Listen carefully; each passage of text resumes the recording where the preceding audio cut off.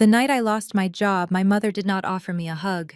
My father did not offer me advice.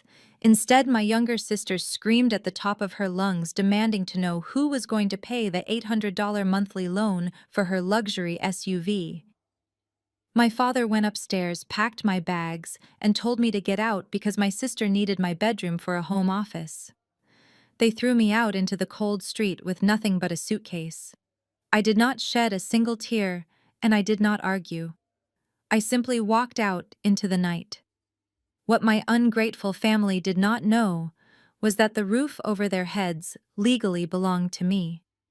The $2 million asset they thought was theirs was entirely in my name, and their cruel decision that night was about to cost them absolutely everything. Before I continue this story, please let me know where you are watching from in the comments below. Hit the like button and subscribe to the channel if you have ever had to cut off toxic family members who only loved you for what you could provide. Trust me, you will want to hear exactly how this revenge unfolds. My name is Sydney, and I am 29 years old. It was a Sunday evening, and the smell of my mother Brenda making her famous fried chicken and collard greens filled the house. For anyone looking through the front window, we looked like the perfect, successful African-American family. My father Calvin was a deacon at our church and obsessed with our family image. My 26-year-old sister Vanessa was the golden child who could do no wrong. We were all gathered in the living room after dinner. My hands were shaking slightly as I stood by the fireplace. I had just driven home from a mandatory weekend meeting where my corporate office announced massive layoffs. My position in the supply chain logistics department had been eliminated effective immediately. I took a deep breath, looking at the three people who were supposed to be my support system. I cleared my throat and told them the news. I explained that my department was shut down and I was officially out of a job. I expected at least a moment of shock or maybe a word of comfort. Instead, the room fell completely silent for about 5 seconds. Then Vanessa slammed her designer crystal glass onto the coffee table so hard I thought it would shatter. Her face twisted in pure anger as she stood up and pointed a manicured finger at me. She did not ask if I had a severance package. She did not ask how I was feeling. She yelled, asking how I could be so irresponsible. She demanded to know who was going to pay the $800 car note on her white Range Rover now that I was unemployed. I stared at her in absolute disbelief. I had been paying for her luxury vehicle for 2 years because she convinced our parents that she needed a safe car to match her social status. I looked toward my mother, Brenda, expecting her to scold Vanessa for being so incredibly selfish. Instead, my mother sighed heavily, rubbing her temples, as if I had just deeply inconvenienced her. Brenda looked at me with cold, disappointed eyes. She told me that Vanessa was right to be stressed out. My mother said that Vanessa and her husband Trent were going through a crucial time right now because Trent was launching his finance startup. She said I was incredibly selfish for dropping this kind of negative energy on the family on a Sunday night. My father Calvin stood up from his leather recliner and adjusted his expensive watch. He looked at me with the same disdain he had shown me since I was a teenager. He told me that this was exactly what happened when people were lazy. He said I spent too much time hiding behind a computer screen pretending to work while people like my sister and her husband were out in the world making real connections. He said my lack of ambition had finally caught up with me, and it was embarrassing for the family name. I wanted to scream. I wanted to laugh in his face. Trent was a 30-year-old unemployed man who spent his days pretending to be a cryptocurrency investor while secretly draining my sister of the allowance I gave her. But in my father's eyes, Trent was a financial genius simply because he dressed well and spoke with unearned confidence. Vanessa began to force fake tears down her cheeks, playing the victim perfectly. She cried to my parents, saying that her friends at the country club would laugh at her if her car was repossessed. She sobbed about how hard her life was and how I was intentionally trying to ruin her marriage by cutting off her financial support. My parents immediately rushed to her side. Brenda rubbed her back, whispering that everything would be okay and that they would not let me ruin her life. I stood entirely alone on the other side of the room watching this bizarre performance. Calvin turned back to me with a hard expression. He said that since I was no longer a contributing member of society, I had no right to take up the large guest bedroom upstairs. He told me that Vanessa and Trent needed that space to expand Trent's home office for his startup. My father pointed toward the front door and told me I had exactly 1 hour to go upstairs, pack my belongings, and get out of his house. He said the family did not have the resources to support a 29-year-old failure. The sheer audacity of his words echoed in my mind. His house. He called it his house. I looked at the imported rug, the expensive furniture, and the modern kitchen appliances. Every single item in this house had been paid for by my money. 4 years ago, when Calvin secretly gambled away his savings and faced foreclosure, I quietly created a limited liability company and bought the property from the bank to save them from public humiliation at the church. I allowed them to live here rent-free so they could keep their precious pride. And now they were kicking me out of my own property to make room for my sister's lazy husband. I did not argue. I did not tell them the truth. I simply nodded, turned around, and walked up the hardwood stairs to pack my bags. Every step I took felt lighter instead of heavier. The heavy burden of carrying this ungrateful family was finally lifting off my shoulders. I grabbed my suitcase and filled it with my clothes, my laptop, and my most important documents. I took a final look around the beautiful bedroom I had completely remodeled with my own hard-earned bonuses. The emotional betrayal was absolute and complete. They had actively prioritized my sister's fake luxury lifestyle over my basic survival and well-being. As I zipped up my suitcase, I realized I no longer felt any loyalty to these people. They had made their choice, choosing a shiny car and an imaginary finance startup over their own flesh and blood. I grabbed my phone and prepared to walk back downstairs. They wanted me out of their house. I was more than happy to oblige, because by tomorrow morning, this house would no longer be a safe haven for any of them. I walked back down the hardwood stairs carrying my suitcase, but my family was not finished with me yet. Trent was standing at the bottom of the stairs, blocking my path to the front door. He was wearing his signature fleece vest over a designer button-down shirt, a look funded entirely by the allowance I secretly gave my sister. Trent always loved playing the white savior in our black family. He enjoyed lecturing us about generational wealth and financial literacy while living rent-free under a roof he assumed my father owned. He crossed his arms over his chest and gave me a condescending smile that made my blood boil. He told me I needed to look at losing my job as a learning opportunity rather than a failure. He used buzzwords he had read on internet forums, telling me that corporate America was designed to keep people poor and that my lack of hustle was the reason I was the first one cut from the payroll. He actually said that people who just clock in and clock out do not bring real value to the marketplace. He suggested I read a few self-help books on the entrepreneurial mindset while I was looking for a new job. He patted me on the shoulder and said it was time for me to stop being lazy and start building a personal brand, just like he was doing with his cryptocurrency startup. I stared at him blankly. His fake startup had not generated a single dollar in 2 years, but my parents treated him like a Wall Street genius simply because of the confident way he spoke and the color of his skin. Before I could walk past him, my father Calvin stepped into the hallway. He was holding a large roll of heavy-duty black trash bags. He threw the roll onto the floor right at my feet. The heavy plastic hit the hardwood with a loud thud. Calvin pointed a stiff finger at my face and told me that one suitcase was not going to cut it. He said if Vanessa and Trent were going to use my room for a home office, they needed a completely blank slate. He ordered me to go back upstairs and bag up every single piece of clothing, every book, and every personal item I owned. He told me whatever was left in that room by midnight would be thrown out onto the driveway with the rest of the garbage. My own father looked at me with such deep contempt that it physically took my breath away. He was throwing me out into the street to make room for a man who contributed absolutely nothing to our family. Vanessa walked up behind Trent and peeked over his shoulder. She was scrolling through her phone, not even bothering to look me in the eye. She held out her hand with her palm facing up and snapped her fingers impatiently. She demanded the keys to the white Range Rover sitting in the driveway. She said since I was officially unemployed, I had no place to go and no need for a luxury vehicle. She whined to our parents saying it was basically her car anyway because she drove it to the country club and her brunch dates every weekend. She said it would be incredibly embarrassing for her reputation if she had to start taking an Uber or driving my father's old sedan. She told me to hand over the keys immediately before I left.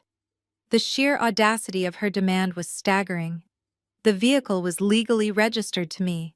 The auto loan was in my name. The insurance policy was in my name. I was the one who made the $800 payment on the first of every month so she could pretend to be a wealthy housewife.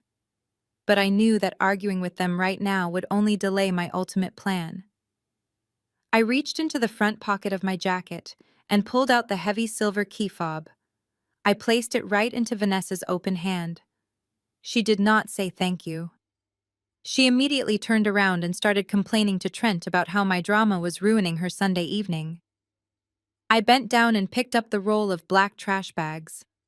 I walked back up the stairs while they went back into the living room to watch television. I moved methodically through my bedroom. I did not pack everything. I only packed the things that truly mattered to me. I left the expensive custom curtains I had purchased. I left the high-end mattress and the imported rug.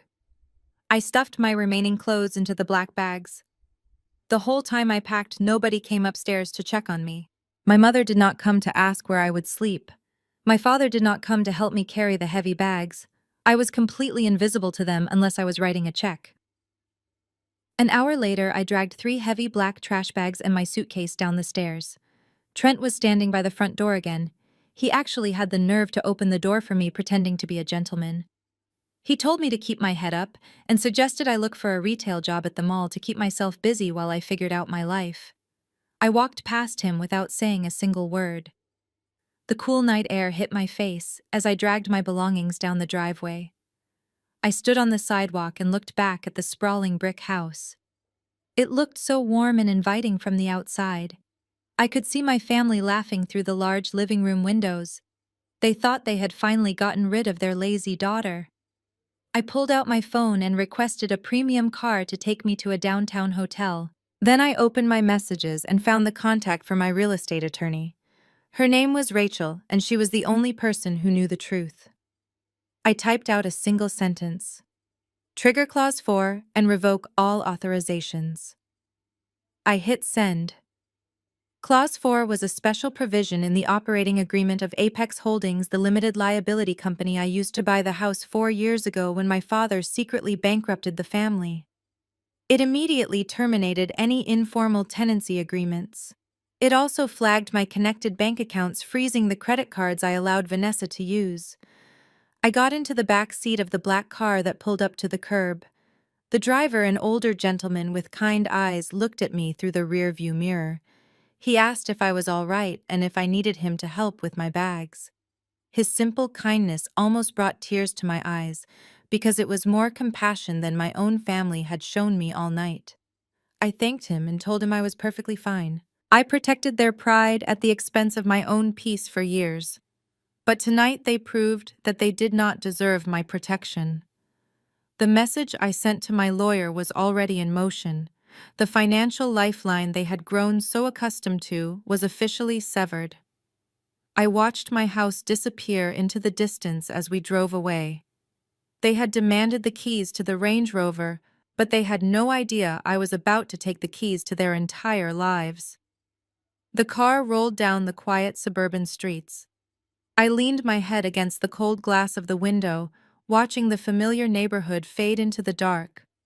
My phone buzzed in my hand, breaking the silence. It was Rachel, my real estate attorney, calling me back less than 5 minutes after I sent the text message.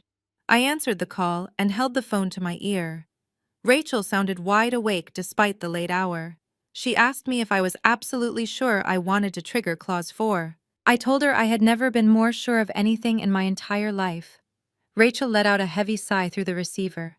She reminded me that triggering this specific clause in the Apex Holdings operating agreement would instantly freeze all supplementary credit accounts tied to the company trust. She also reminded me that it would legally terminate the $0 informal lease agreement I had established for my parents. I told Rachel that was exactly what I wanted. I explained that my father had just ordered me to pack my bags and vacate the premises so my sister and her unemployed white husband could have a larger home office. Rachel was silent for a few seconds. When she finally spoke, her voice was thick with disbelief.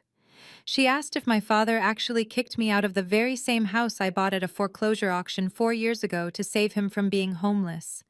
I said yes, he did. I reminded Rachel how we scrambled to form the limited liability company in secret just days before the bank was scheduled to publicly seize the property due to his massive, hidden gambling debts. I had drained my own savings and leveraged my early tech career bonuses to buy the deed in cash. I did it all under the company name so my father Calvin could maintain his precious pride and his untouchable reputation at our church. I told Rachel they had no idea the house they were sitting in sat on a massive double lot that was recently rezoned for commercial use.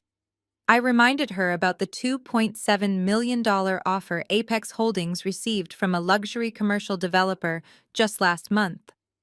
I had been holding off on signing the sale agreement because I did not want to displace my parents. I was willing to walk away from millions of dollars just to keep a roof over their heads. But tonight, they made the decision very easy for me. Rachel agreed and said she would prepare the final sale documents for my signature first thing in the morning. Rachel told me their behavior was the ultimate betrayal. She said she was logging into the banking portal right now to lock the platinum credit cards I had issued to Vanessa. I told Rachel to also prepare the 30-day notice to vacate and have it ready to serve to my parents. Rachel promised the legal paperwork would be ironclad. We ended the call, and I placed my phone on the leather seat next to me. The older driver cleared his throat softly. He kept his eyes on the dark road ahead, but spoke in a gentle, deep voice. He said he did not mean to eavesdrop, but he could not help hearing the conversation. He told me his name was Marcus, and he had seen a lot of things in his 60 years of life. He said he had seen families tear each other apart over money, but kicking the actual owner out of their own house was a whole new level of disrespect. I looked at Marcus through the rearview mirror and offered a tired smile. I told him I had spent my entire adult life trying to buy their love and approval. I explained how my sister Vanessa got everything she ever wanted while I was treated like an ATM machine that did not require any maintenance. Marcus nodded slowly as he turned the steering wheel. He told me that some people view kindness as a weakness to be exploited. He said my family had gotten so used to the privileges I quietly provided that they started believing they earned them on their own. He said the problem with building a comfortable safety net for ungrateful people is that they eventually forget who wove the net in the first place. His words hit me right in the chest because they were absolutely true. My parents and my sister genuinely believed their upper-middle-class lifestyle was a result of their own superiority. They had completely erased the memory of me bailing them out of financial ruin. They had convinced themselves that Trent was the real financial genius of the family, even though his crypto startup was a massive black hole of debt. I watched the city lights grow brighter as we approached the downtown district. I told Marcus that tonight was the last time they would ever disrespect me. I told him they demanded the keys to my Range Rover so my sister could drive to her fancy brunch tomorrow morning without feeling embarrassed. Marcus let out a deep chuckle that filled the quiet car. He asked me what she was going to do when she tried to pay for those expensive mimosas with a frozen credit card. I smiled genuinely for the first time all evening. I told him she was going to learn a very harsh lesson about financial independence. The black vehicle pulled up to the grand entrance of a luxury downtown hotel. The valet rushed forward to open my door. Marcus put the car in park and turned around to look at me directly. He told me to hold my head high and never look back at people who only loved my wallet. I thanked him for his wisdom and handed him a generous cash tip. I grabbed my suitcase and stepped out into the crisp night air. The hotel lobby was bright and smelled like fresh lilies. I walked up to the marble front desk and booked their best executive suite for the next 2 weeks. I handed the receptionist my heavy metal corporate card, the one attached to my actual software company that my family knew nothing about. The transaction was approved instantly. I took my room key and rode the glass elevator up to the top floor. When I entered the suite, I dropped my bags on the plush carpet. I walked over to the floor-to-ceiling windows and looked out over the glowing city skyline. I felt an overwhelming sense of peace wash over my tired body. For the first time in years, I did not have to worry about paying someone else's bills. I did not have to listen to Trent make passive-aggressive comments about my work ethic. I did not have to watch my mother dote on Vanessa while ignoring my very existence. They thought they had discarded a failure tonight. They had no idea they had just cut the only lifeline keeping them from total financial collapse. I pulled down the heavy blackout curtains and climbed into the massive king-size bed. Tomorrow was going to be a very difficult day for Vanessa, and I intended to be fully rested for it. The morning sun poured through the floor-to-ceiling windows of my hotel suite, waking me up naturally for the first time in years. There was no alarm clock blaring. There was no sound of Vanessa complaining about the hot water running out. I stretched my arms and sank deeper into the plush white sheets. My phone was resting on the marble nightstand, and the screen lit up with a notification. It was a brief message from my lawyer, Rachel, confirming that the banking freeze was fully active across all secondary accounts. She also noted that the eviction papers were officially out for delivery.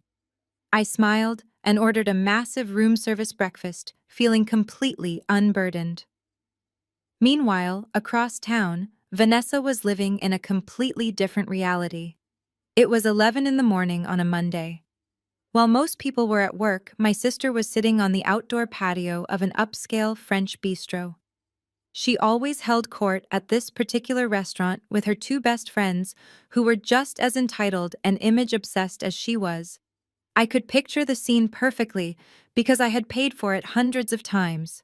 She would be wearing her oversized designer sunglasses, sipping a $20 mimosa, and picking at a plate of imported pastries. She would be bragging loudly to her friends about Trent and his imaginary finance startup, making sure the tables nearby could hear her. She loved to paint the picture of a wealthy young wife supported by a brilliant husband. The truth was about to crash down on her very publicly. My room service tray had just arrived with fresh coffee and eggs when my phone started ringing. The caller ID flashed Vanessa with a picture of her pouting at a camera. I took a slow sip of my hot coffee, letting it ring 3 times before I finally swiped to answer. I did not even get the chance to say hello before her shrill voice pierced through the speaker. She was absolutely hysterical, breathing heavily and speaking in a panicked whisper that she clearly wanted to keep hidden from her friends. She demanded to know what was wrong with my bank account. She said she just tried to pay the $300 bill for the table, and the waiter returned her platinum card, saying it was declined. She said the waiter announced it loudly enough for the entire patio to hear, and her friends were staring at her. She told me I needed to call the bank and fix the fraud alert immediately because I was embarrassing her. I leaned back against the headboard of my king-sized bed, balancing my coffee cup on my knee. I listened to her ramble about how disrespectful the restaurant staff was and how she was going to leave a terrible review. She never once considered that the money was actually gone. Her ego completely shielded her from the reality of her situation. She just assumed I forgot to transfer funds from my savings or that a security feature had tripped. She ordered me to transfer $500 to her digital wallet right that second so she could leave a big tip and save face. I let her finish her frantic demands. The silence on my end of the line forced her to stop talking. She asked if I was still there, and her voice was shaking with anger. I spoke very softly and evenly, making sure every word landed with perfect precision. I told her there was no fraud alert and no bank error. I reminded her that the platinum card in her hand was legally tied to my corporate trust account. I told her that since my father kicked me out of the house last night, I decided it was time to cut all unnecessary expenses. Vanessa gasped loudly into the phone. She started crying, but this time the tears were not fake. They were born out of pure panic. She begged me not to do this to her while she was out with her friends. She said she did not have another card to put the bill on, and her checking account only had $14 in it. She said her friends would think she was broke, and it would ruin her social standing at the country club. I felt absolutely no pity for her. I reminded her of the exact words she said to me less than 12 hours ago. I asked her how she could be so irresponsible to go to an expensive French bistro without having her own money. She tried to scream at me again, but I cut her off. I told her she was a married woman with a financial genius for a husband. I suggested she call Trent and have him dip into his massive cryptocurrency fortune to pay for her avocado toast and champagne. I told her I was unemployed, remember? Before she could scream another word, I pulled the phone away from my ear and ended the call. I immediately went into my settings and blocked her number. I set my phone down on the nightstand and took another bite of my breakfast. It was the most delicious meal I had ever tasted. I knew exactly what was happening at the bistro in that moment. Vanessa was staring at her blank phone screen, hyperventilating. She was going to have to walk back to her table and admit to her wealthy friends that her card was declined. She would probably try to lie and say the bank froze it for suspicious activity, but the humiliation would still be there.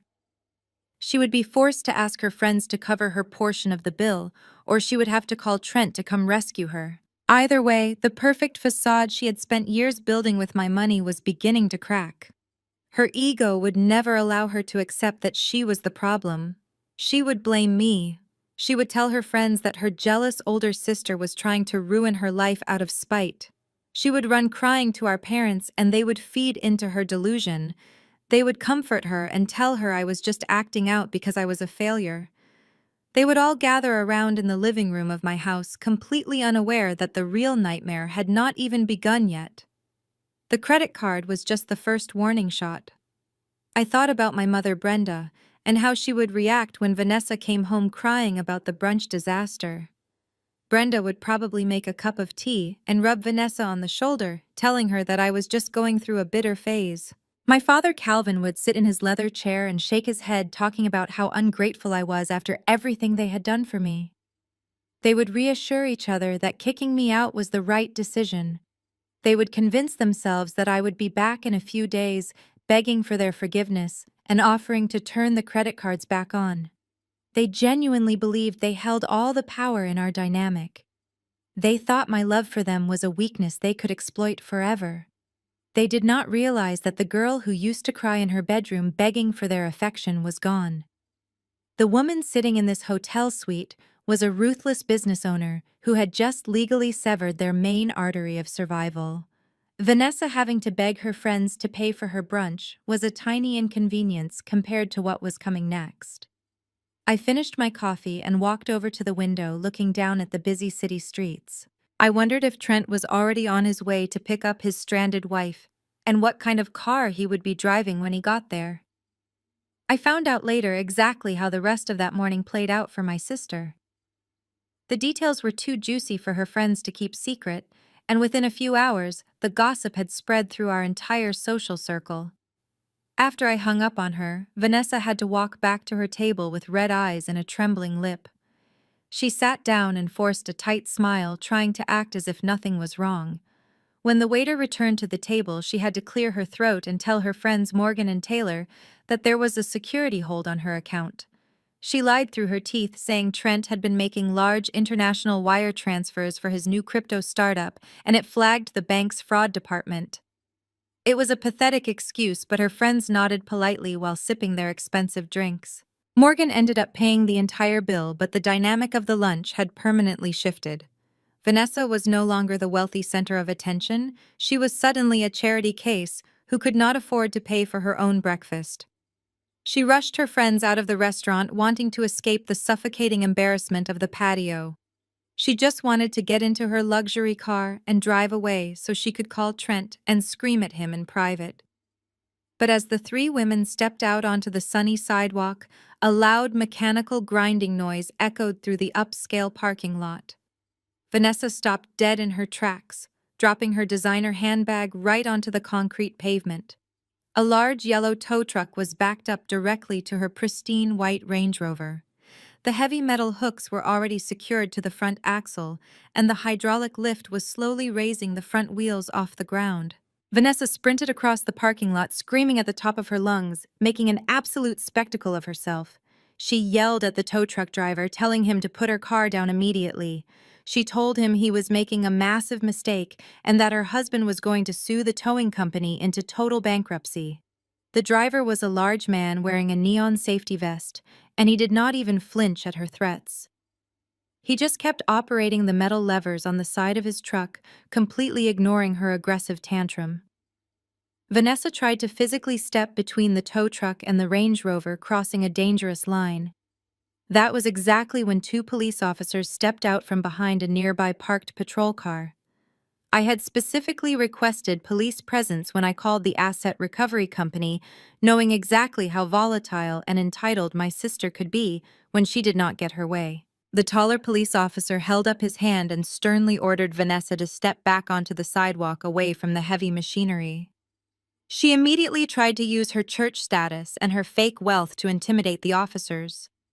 She pointed her perfectly manicured finger in the officer's face, screaming that they were violating her civil rights and allowing a criminal to steal her private property. The officer remained perfectly calm and professional. He pulled out a metal clipboard and asked for her identification. She practically spit her name at him, telling him she was Vanessa and that the luxury vehicle belonged exclusively to her. The officer looked down at his official paperwork and then looked back up at her. He spoke loudly enough for her two friends standing on the sidewalk to hear every single word of the painful truth. He told her the vehicle registration, the insurance policy, and the financing agreement were all legally in the name of Sydney. He said the legal owner had explicitly reported the vehicle as being operated by an unauthorized driver and had legally dispatched the recovery team to reclaim the asset. Vanessa turned completely pale. The blood drained from her face as the reality of the situation crashed into her ego. She stammered and stuttered, trying to say that I was her sister, and it was all just a big family misunderstanding. But the police officer shook his head, ending the conversation. He told her there was no misunderstanding because the legal owner had explicitly revoked her driving privileges earlier that morning. He warned her that if she continued to interfere with the legal recovery of the vehicle, he would place her in handcuffs and arrest her for disorderly conduct. Her two friends Morgan and Taylor stood on the sidewalk watching the entire pathetic scene unfold with wide eyes. They whispered to each other, covering their mouths to hide their shock and amusement. The grand illusion was completely shattered in broad daylight. They realized that Vanessa did not actually own the luxury car she loved to brag about every single weekend. They realized she was not a wealthy young wife supported by a highly successful finance husband. She was just a grown woman who relied entirely on her older sister to pay her bills, and now that sister had finally cut her off. The tow truck driver finished securing the thick yellow straps and climbed into the cab of his truck. The heavy diesel engine roared to life, and the truck slowly pulled out of the parking lot, dragging the beautiful white Range Rover behind it. Vanessa stood in the middle of the empty parking space, completely defeated. Her chest heaved as she watched her primary source of social status disappear down the busy street.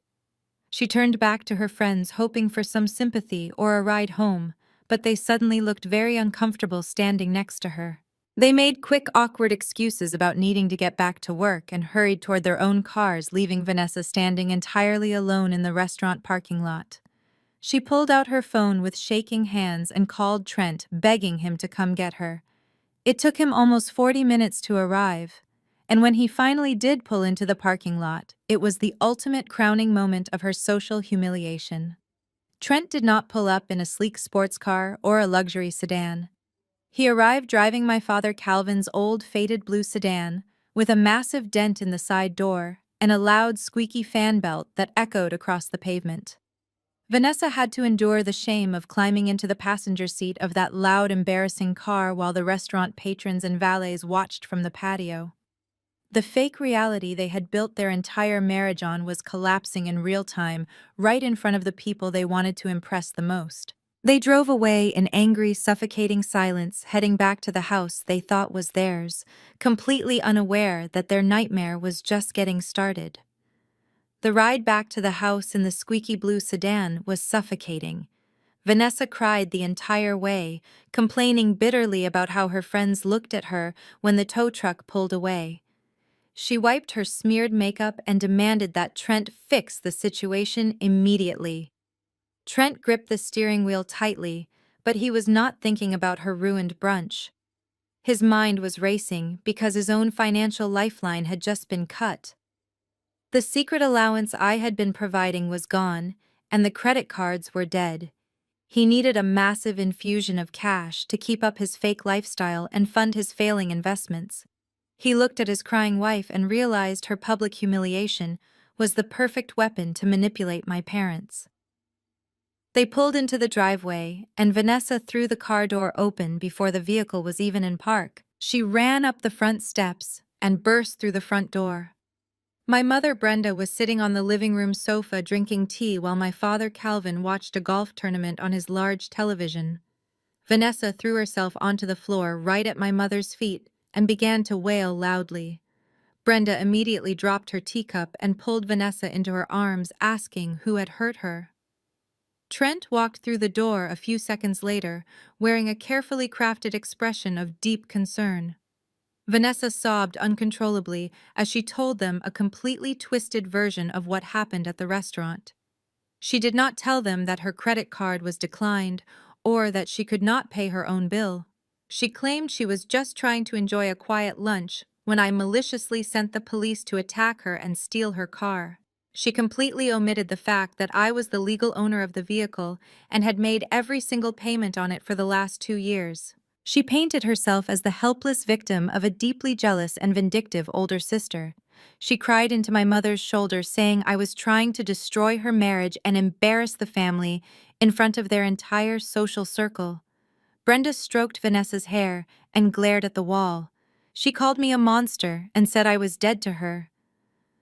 Calvin stood up from his leather chair, his face turning red with absolute rage.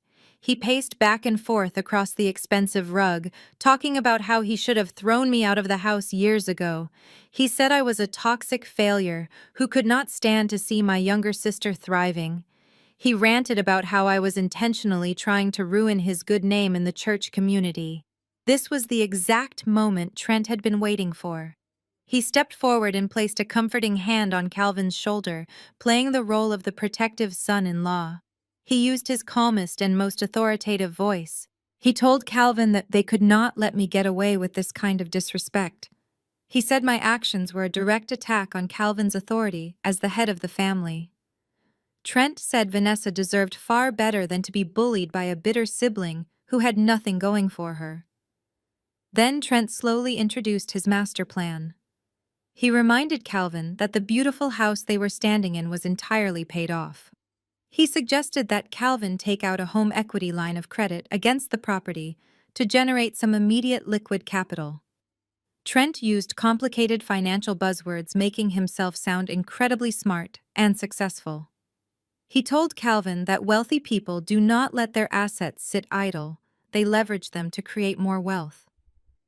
Trent promised that if Calvin went to the bank and secured a loan for $300,000, they could solve all of their problems at once. He said he would take $50,000 and buy Vanessa a brand new luxury vehicle in cash. He promised it would be a nicer car than the one I took, and he would put the title exclusively in her name so I could never touch it again. The rest of the money he claimed would be injected directly into his proprietary cryptocurrency trading algorithm. Trent looked my father right in the eye and promised to double the money within 6 months. He said he would pay off the bank loan entirely and leave the family with a massive profit to secure their retirement. My father was completely blinded by his desire to maintain his wealthy image. He also had an absolute and unwavering trust in his white son-in-law, believing Trent was inherently smarter about money than anyone else in the family simply because of the confident way he spoke. Calvin agreed to the plan without a single moment of hesitation. He shook Trent's hand and called him a true visionary. Brenda smiled warmly and wiped the tears from Vanessa's cheeks, telling her she was going to get a beautiful new car by the end of the week. They all sat together in the living room celebrating their brilliant financial strategy. They were so blinded by their own greed and arrogance that they had no idea they were setting their own trap. They firmly believed they were taking control of their destiny and showing me that they did not need my help. They were completely unaware that they were planning to walk into a bank and try to borrow money against a house that legally belonged to me. Trent excused himself from the living room, leaving my family to comfort each other.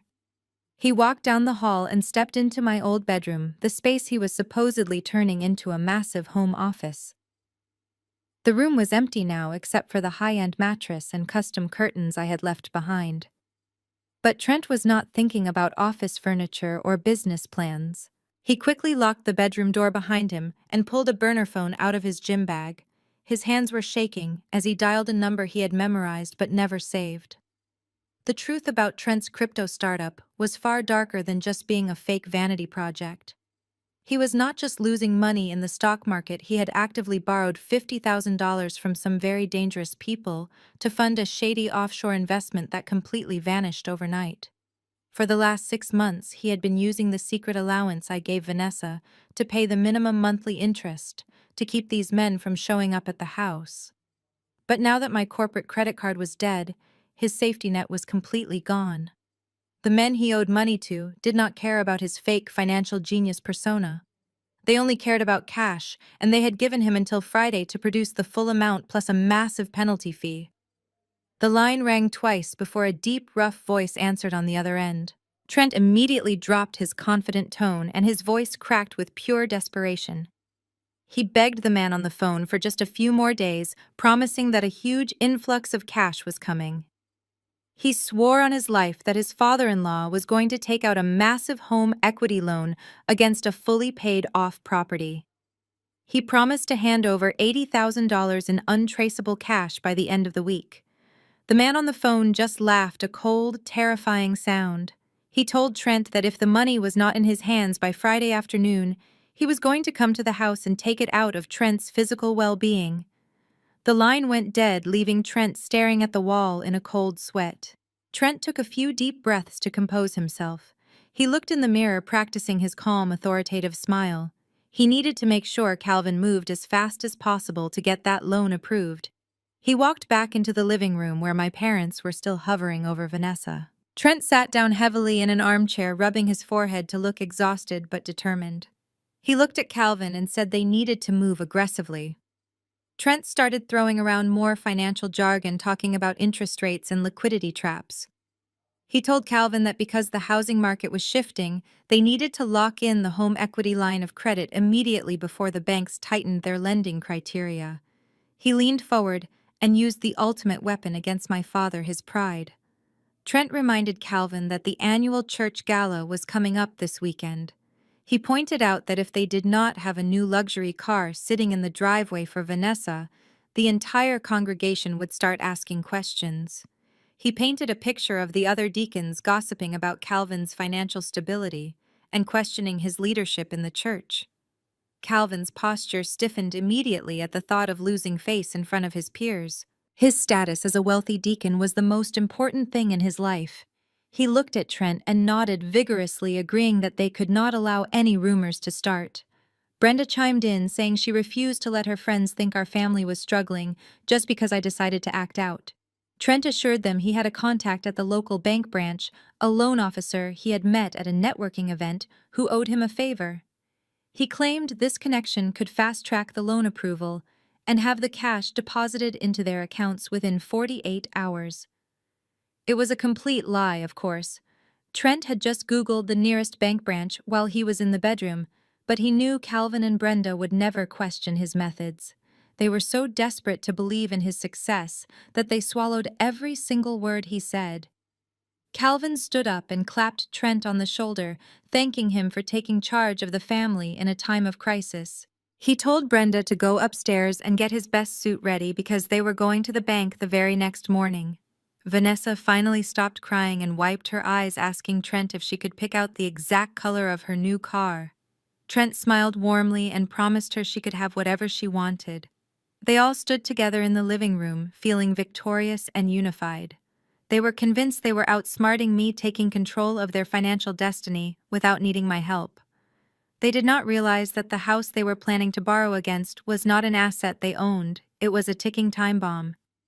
They were actively building a house of cards on a foundation of my property, and they were about to hand the detonator directly to a bank officer who had a legal obligation to verify the deed.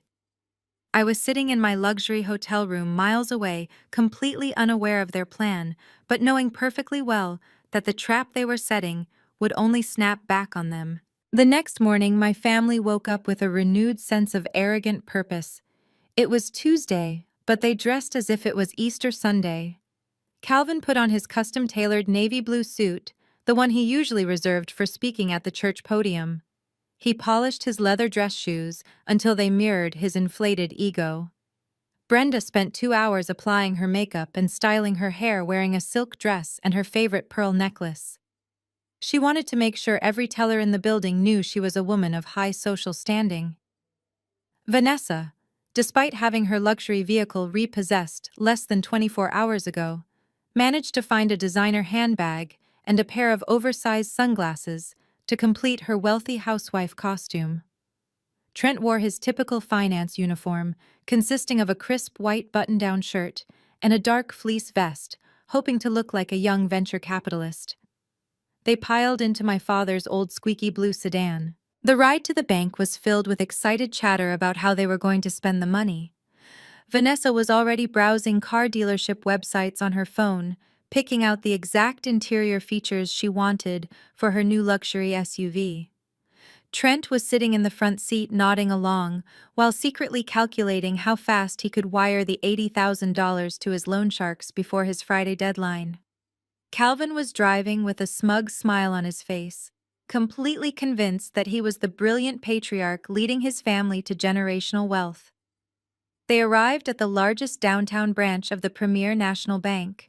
Calvin parked the old sedan far away from the entrance, hoping nobody would see them get out of it. They walked through the heavy glass double doors of the bank in a tight formation, like royalty entering a throne room. Calvin immediately bypassed the regular line of customers waiting for the tellers.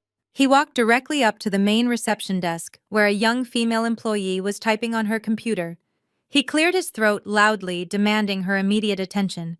He did not ask for an appointment, he simply announced that Deacon Calvin and his family were here to secure a massive home equity line of credit, and they needed to speak to a senior loan officer right this second. The receptionist blinked in surprise at his demanding tone. She politely asked if they had scheduled a meeting. Trent stepped forward, leaning his elbow on the marble counter, trying to use his white privilege to intimidate the young worker. He flashed a condescending smile and told her that high-net-worth clients do not need to wait in line. He claimed he had a personal relationship with the regional director and strongly suggested she find an executive loan officer before she lost her job.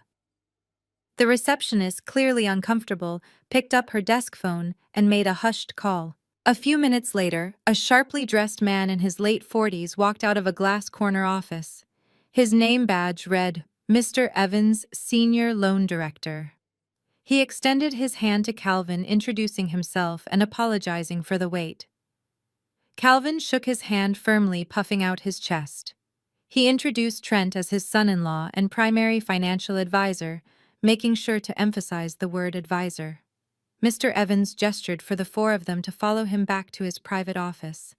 The glass-enclosed office was exactly the kind of environment my father felt he deserved. He took the most comfortable leather chair across from the heavy mahogany desk. Brenda sat next to him, crossing her legs elegantly. Trent and Vanessa took the remaining 2 chairs. Mr. Evans sat behind his computer, offering them bottled water, which they all declined. He asked how he could assist the family with their financial goals today. Trent immediately took control of the conversation. He leaned forward, intertwining his fingers, resting his elbows on his knees. He began using a ridiculous amount of financial jargon that made absolutely no sense in the context of a simple home equity loan. He talked about leveraging stagnant real estate assets to maximize crypto liquidity and hedging against traditional market inflation. He spoke incredibly fast, hoping to confuse Mr. Evans into just agreeing with him. Trent proudly announced that they needed a $300,000 line of credit drawn against Calvin's primary residence to fund a proprietary investment vehicle. Mr. Evans nodded slowly, typing information into his computer. He looked over his glasses at Calvin and asked for the exact property address to begin the preliminary appraisal process. Calvin smiled broadly, reciting the address of the large brick colonial house he thought he owned. He sat back in his chair and began to boast. He told the loan officer that the house was sitting on a massive double lot in the most exclusive neighborhood in the city. He proudly declared that the property was completely paid off and did not have a single cent of debt attached to it. He talked about how he had maintained the house perfectly and how he was a respected pillar of the church community. Brenda chimed in, adding that they had recently completely remodeled the upstairs guest bedroom, making it a state-of-the-art home office for Trent. She intentionally left out the part where they threw their own daughter out onto the street to make that happen. Vanessa checked her reflection in her phone screen, acting incredibly bored by the whole process. She assumed this was just a simple formality, and that they would be walking out with a check in 10 minutes. Calvin folded his hands over his stomach and gave Mr. Evans a patronizing look. He told the loan officer that they were in a bit of a rush today. He said they had car shopping to do and important investments to finalize. He demanded that Mr. Evans expedite the approval process and wire the funds directly into Trent's business account by the next morning. They all sat there basking in their own manufactured glory. They felt powerful and untouchable. They had completely written me out of their lives and were happily moving forward with their master plan. They smiled at the loan officer, waiting for him to praise their financial brilliance and hand over the money. Mr. Evans turned his attention back to his dual computer monitors. He typed the address of the house into the bank secure property database. The small glass office was quiet except for the sound of his keyboard clicking. My family sat back in their leather chairs, exchanging confident smiles. They fully expected him to turn around and congratulate them on their massive real estate equity. But as the database loaded, the professional smile on Mr. Evans' face slowly disappeared. He leaned closer to the screen, squinting his eyes as if he was misreading the text. He clicked his mouse a few more times, pulling up the official county tax records to verify what the internal bank system was telling him. Calvin noticed the sudden shift in the loan officer's demeanor. He sat forward, adjusting his custom-tailored suit jacket, and asked if there was a problem with the internet connection. He chuckled nervously, saying that sometimes these computer systems can be a bit slow to register high-value assets for wealthy clients. Mr. Evans did not laugh. He took a deep breath and slowly took off his reading glasses. He looked directly at my father with a mixture of professional confusion and deep pity. He slowly turned his heavy computer monitor around so it was facing my family. He pointed his pen to the highlighted section of the official property deed. He told my father that there must be some sort of massive misunderstanding. He said, "Mr. Calvin, you cannot take out a home equity loan against this property." He explained in a very calm and clear voice that according to the Federal Registry, Calvin was not the legal owner of the house and had not been the owner for over 4 years. The air in the glass office became incredibly thick and suffocating. Calvin let out a loud, forced laugh, slapping his knee, trying to brush it off as a simple clerical error. He told Mr. Evans that the computer was broken. He loudly declared that he bought that house 20 years ago and paid off the mortgage with his own hard-earned money. He demanded that Mr. Evans refresh the page, call the technical support department, and stop playing games with his time. But Mr. Evans remained completely serious. He did not touch the keyboard. Instead, he pulled up a second document on the screen and enlarged the text. It was the public foreclosure record from 4 years ago. Mr. Evans read the legal document aloud to the entire room. He stated that the property had been seized by the primary mortgage lender due to severe loan default and massive unpaid debts. He went on to explain that the house was immediately purchased at a private foreclosure auction by a commercial real estate firm called Apex Holdings. Mr. Evans looked Calvin right in the eye and delivered the final crushing blow. He told my father that he and his family were merely listed as $0 tenants, living on the property under an informal verbal lease agreement. He said they had absolutely no equity, no ownership, and no legal right to use the property as collateral for any type of financial loan. The silence that followed was deafening. It was the kind of silence that rings in your ears.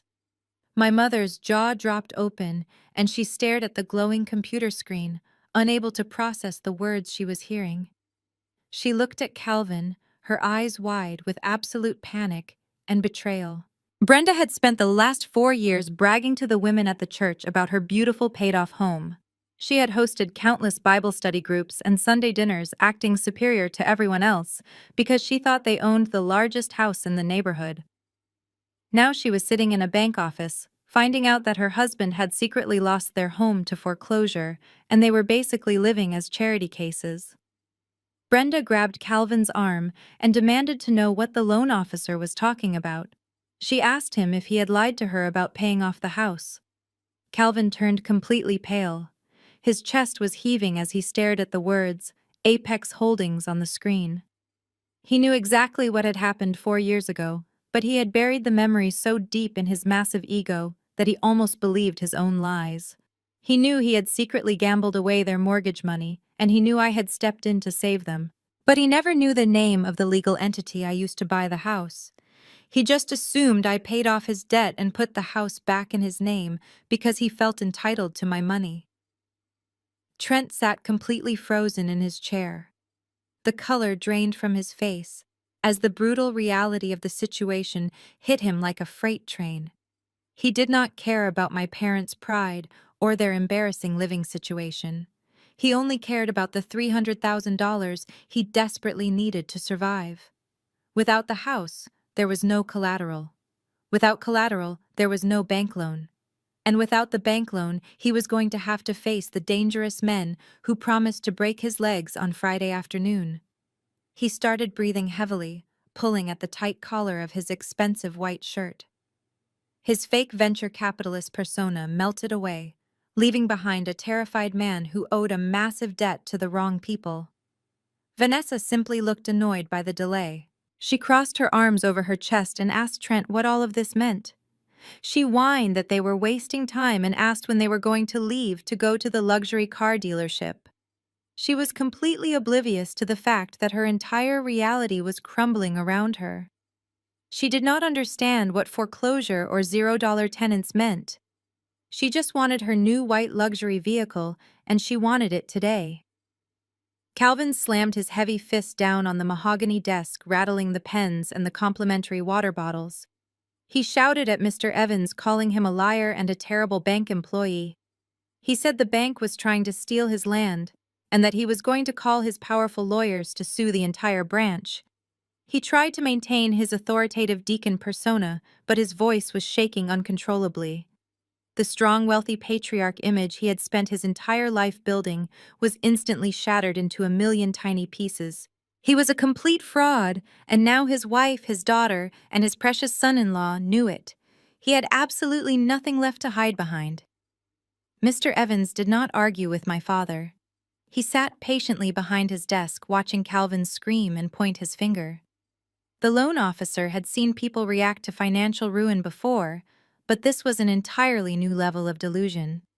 As Calvin continued his unhinged rant about calling his lawyers, a small machine on the corner of the mahogany desk began to beep. It was the private office fax machine directly connected to the bank's legal and compliance department. The machine hummed and pulled a crisp white piece of paper through its rollers. Mr. Evans held up his hand, asking Calvin to calm down for just one moment. He reached over and pulled the fresh document from the tray. He scanned the text quickly and his eyes widened slightly in surprise. He looked from the paper to my father and then back to the paper. He told Calvin that because the bank had initiated a hard credit inquiry and a formal title search on a commercial property, it automatically triggered a notification to the legal entity that owned the deed. Mr. Evans said that the legal representatives for Apex Holdings had just faxed over an urgent document specifically addressed to the current occupants of the house. Calvin stopped yelling. He breathed heavily, his chest rising and falling as he stared at the piece of paper in the loan officer's hand. He demanded that Mr. Evans hand it over immediately, claiming it was probably just a clerical apology from the real owners. Mr. Evans slid the single piece of paper across the smooth wooden desk. Calvin snatched it up aggressively. Brenda leaned over his shoulder, her pearl necklace clinking against the desk so she could read it at the same time. Trent leaned forward in his chair, completely terrified of what the document might say. Vanessa was still looking at her phone, completely detached from the devastating reality unfolding around her. The document was printed on heavy official letterhead. It was a formal, certified 30-day notice to vacate the premises. It stated in absolute explicit legal terms that the $0 informal tenancy agreement was officially terminated effective immediately. It explicitly demanded that all current occupants remove their personal belongings and vacate the property entirely within 30 days or face immediate forceful eviction by the county sheriff's department. It also stated that the property was in the final stages of a multi-million-dollar commercial sale, and any damage to the fixtures would result in severe civil lawsuits against the occupants. Brenda let out a sharp gasp, covering her mouth with her hands. The reality of becoming homeless hit her wealthy housewife persona like a physical blow. But Calvin was not looking at the eviction terms. His eyes were glued to the bottom of the page, where a bold black signature authorized the entire document. He stared at the name printed underneath the signature line. His hands began to shake so violently that the paper rattled in the quiet office. He blinked several times, trying to convince himself that he was hallucinating. He read the name out loud, his voice cracking and trembling. Sydney, Chief Executive Officer of Apex Holdings. The name hung in the air like a poisonous cloud. For a few seconds, nobody breathed. Then Brenda snatched the paper out of his hands and stared at the signature herself. She let out a horrifying wail of absolute despair. She finally understood the magnitude of her mistake. The lazy daughter she had just thrown out into the street was actually a multi-million-dollar real estate owner. The daughter she constantly belittled was the only reason she had not been living in a tiny apartment for the last 4 years. She realized with crushing certainty that I was the phantom landlord who had allowed them to live their fake luxurious lifestyle, and now I was pulling the plug completely. Calvin's face turned a dangerous shade of purple. The shock quickly morphed into a violent, uncontrollable rage. He crumpled the paper in his fist and threw it at Mr. Evans. He started screaming at the top of his lungs, acting like a complete madman. He shouted that I was an evil, ungrateful child who had stolen his property through deception. He refused to accept that I had actually saved him from his own gambling bankruptcy. His massive ego twisted the truth, convincing him that I had somehow tricked the bank and stolen his legacy. He stood up and kicked the leather chair, sending it crashing into the glass wall of the office. Trent sat frozen in absolute horror. The realization washed over him completely. I was not just a corporate employee who got laid off. I was the silent financial force behind the entire family. He finally understood why Vanessa always had money and why the credit cards were suddenly frozen. He realized I was the one funding his fake venture capitalist lifestyle all along. And now he was sitting in a bank with zero collateral, a useless father-in-law, and a Friday deadline with violent loan sharks. His breathing became shallow and rapid as a full-blown panic attack set in. He gripped the armrests of his chair, staring blankly at the floor, knowing his life was essentially over. Vanessa finally looked up from her phone, startled by the sound of the chair hitting the glass.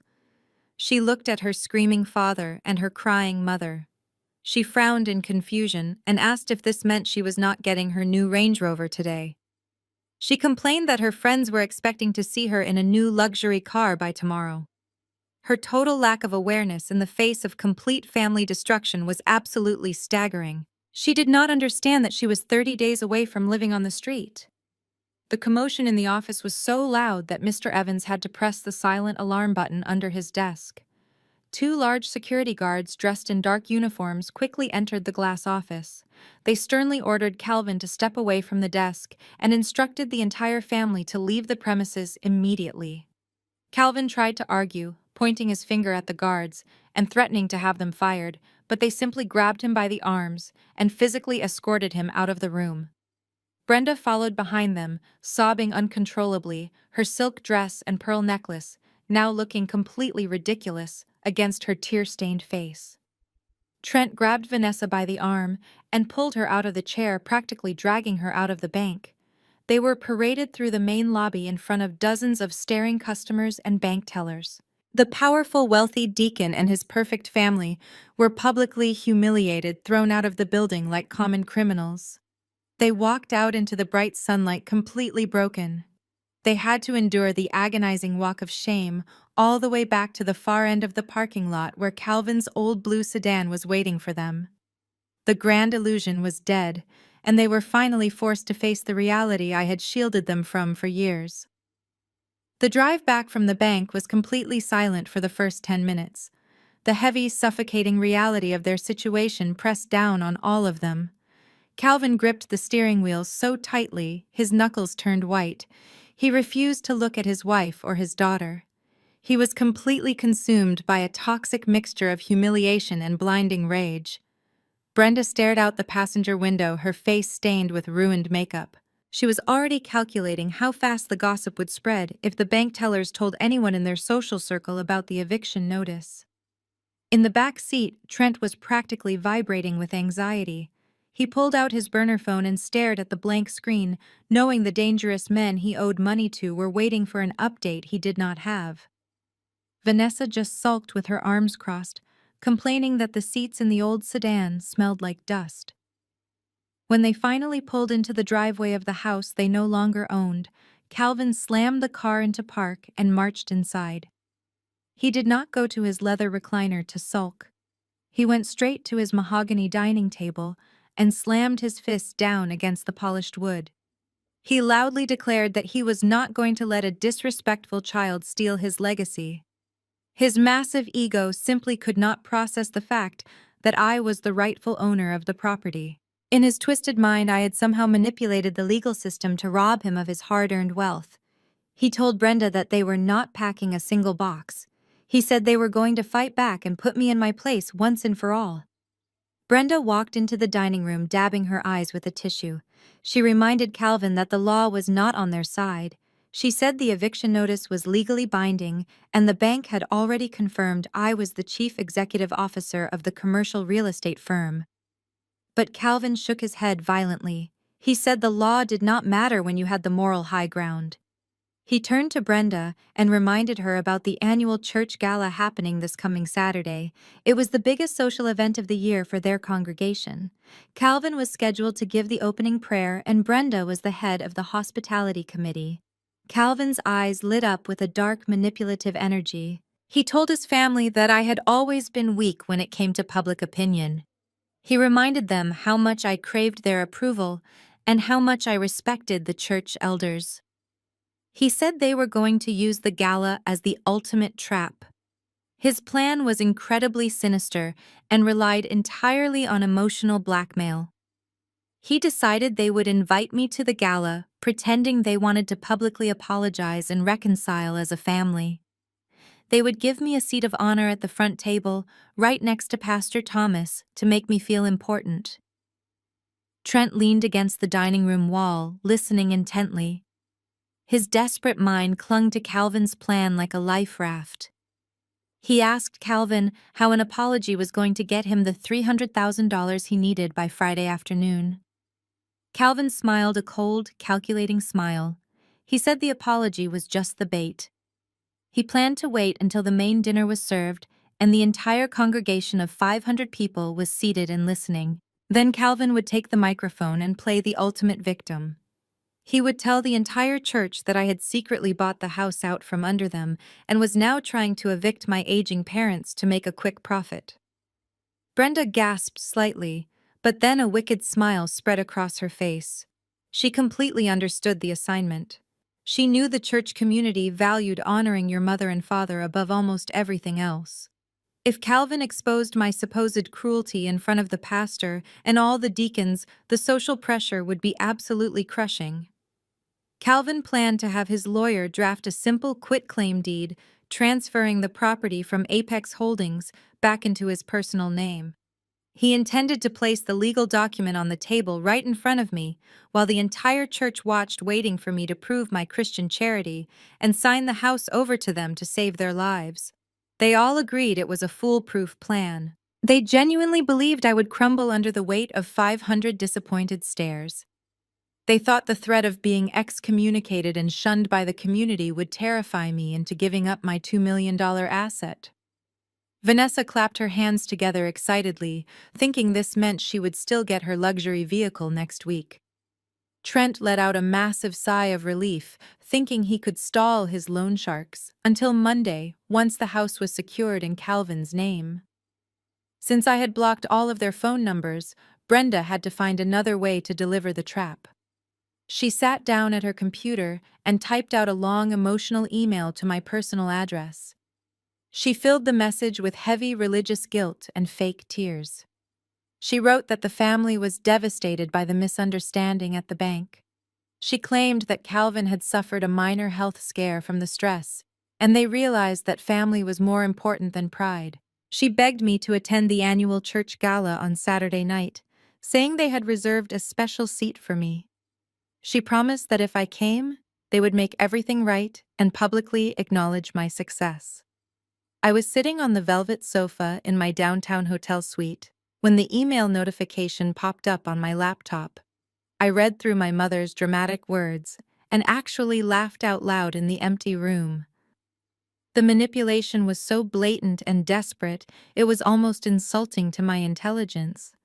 I knew exactly what they were trying to do. They wanted to drag me into their territory where they held all the social power. They wanted to use the pastor and the congregation as weapons to force me into submission. I sat back and stared at the glowing city skyline outside my window. A part of me wanted to simply ignore the email and let the 30-day eviction clock run out. But another part of me, the part that had spent 29 years being silenced and pushed aside, knew that simply walking away was not enough. They needed to be exposed completely and permanently. If they wanted to use the church gala to put on a public performance, I was more than happy to oblige them. I replied to my mother's email with a single sentence confirming my attendance. Then I opened my desk drawer and pulled out a small silver flash drive. I began loading it with every single piece of financial evidence I had collected over the years, preparing to give my family exactly the kind of public attention they were begging for. Saturday night arrived with a cool evening breeze. The downtown Plaza Hotel Grand Ballroom had been completely transformed for the annual Fellowship Gala. This was not just a simple dinner, it was the single most important social event of the year for our church community. It was a night where status was loudly displayed through extravagant designer dresses, custom-tailored tuxedos, and the size of the donation checks handed over to the church elders. A live band was playing smooth gospel jazz in the corner of the room, and massive crystal chandeliers cast a warm golden glow over the 50 round tables, covered in pristine white linen and expensive floral centerpieces. My parents had arrived early to make sure they were seen by everyone who mattered. They had secured table number 1 right next to the elevated stage where Pastor Thomas and his wife were seated. Calvin was wearing a brand new black tuxedo that he definitely could not afford. Brenda was draped in a heavy emerald velvet gown and wearing her signature pearl necklace, putting on a massive fake smile for anyone who walked past their table. Vanessa was sitting next to her mother wearing a tight sequined dress and looking completely miserable because she had been forced to take a public rideshare to the hotel instead of arriving in her luxury SUV. Trent sat next to Vanessa, looking completely rigid and unwell. His face was pale and he was sweating profusely. He had officially missed his Friday afternoon deadline with the loan sharks. He knew he was completely out of time, and his only hope for physical safety was my father successfully bullying me into signing over the house tonight. I arrived at the hotel a full hour after the doors opened, intentionally waiting until the ballroom was packed. I stepped out of my premium black car and walked through the grand lobby. I was not wearing the clothes of a defeated unemployed woman. I wore a stunning, floor-length, deep ruby red designer gown that hugged my figure perfectly and pooled elegantly at my feet. My hair was professionally styled into soft waves, and I wore a pair of diamond drop earrings that caught the light with every confident step I took. In my small, elegant clutch, I carried my favorite dark lipstick and the silver flash drive that held my family's complete destruction.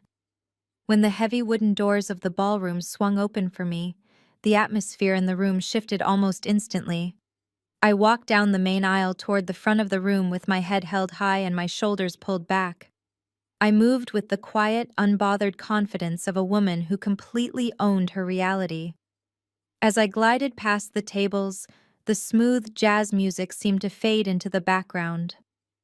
The low murmur of polite dinner conversation was quickly replaced by loud whispers and turning heads. In our church community, gossip traveled faster than the speed of light. I knew that my mother had likely spent the last few days planting seeds of deception. She had probably told her prayer circle that I was going through a severe mental breakdown, or that I had become dangerously rebellious against the family. The congregation fully expected me to walk in looking ashamed and desperate for my parents' grace. Instead, I looked like a multi-million-dollar chief executive officer. I saw older women leaning across the tables, whispering behind their manicured hands as I passed. I saw the deacons nudging each other and pointing discreetly in my direction. I finally reached table number 1. My family was sitting together looking like a perfectly painted portrait of traditional values. But as I stopped at the empty chair they had reserved for me, the illusion cracked. Calvin gripped the edge of the table so tightly, his knuckles turned completely white. He stared at my expensive gown with a look of pure, unadulterated hatred. He hated that I did not look broken. He hated that I was not cowering in fear. Brenda quickly plastered a fake maternal smile on her face, but her eyes were cold and calculating. She leaned across the table and told me in a hushed, aggressive whisper that she was so glad I decided to stop running and face my mistakes. She told me to sit down and keep my mouth shut until the pastor finished his opening remarks. I did not respond to her condescending greeting. I simply pulled out my chair and sat down, crossing my legs elegantly. I looked directly across the table at Trent. He was tapping his foot nervously against the carpet, and his eyes darted around the room as if he expected the men he owed money to walk through the ballroom doors at any second. He looked absolutely terrified of his own shadow. I offered him a small knowing smile, and he quickly looked down at his empty dinner plate, unable to hold my gaze for even a second. Vanessa glared at my diamond earrings and rolled her eyes, muttering under her breath about how I was always trying to show off and ruin her night. The tension at our table was absolutely suffocating. It was a thick, heavy silence that felt exactly like the calm right before a massive hurricane makes landfall.